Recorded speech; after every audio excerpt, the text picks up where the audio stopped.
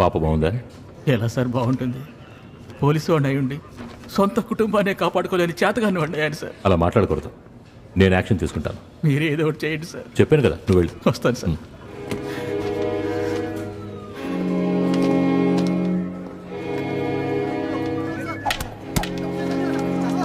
Sir మీరే వాళ్ళ నుంచి నా కూతురు కాపాడాలి. అయ్యా, కంప్లైంట్ ఇచ్చారు కదా, మేము చూసుకుంటాం. మీలాంటి వాళ్లకు సేవ చేయడానికే గవర్నమెంట్ మాకు జీతం ఇచ్చి ఇక్కడ కూర్చోబెట్టింది. మీరు ధైర్యంగా వెళ్ళండి. అలాగే. వెళ్ళండి.